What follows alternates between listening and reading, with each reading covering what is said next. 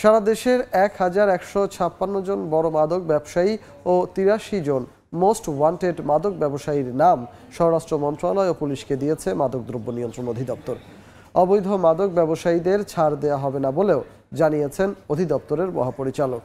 সকালে মাদক অপরাধ দমনের সমসাময়িক কার্যক্রম নিয়ে মাদকদ্রব্য নিয়ন্ত্রণ অধিদপ্তরের প্রধান কার্যালয়ে মিডিয়া ব্রিফিংয়ে মহাপরিচালক খন্দকার মোস্তাফিজুর রহমান বিস্তারিত তুলে ধরেন। এ সময় তিনি বলেন, সারা দেশে ৯৮১টি মাদক মামলায় নতুন করে অভিযানে ৮৯ জন তালিকাভুক্ত আসামি গ্রেফতার করা হয়েছে। তিনি আরও জানান, সারা দেশে ১৭৭টি প্রতিষ্ঠানের অনুকূলে বারের সংখ্যা ২৩৭টি এবং দেশি মদের লাইসেন্স রয়েছে ২১৬টিতে।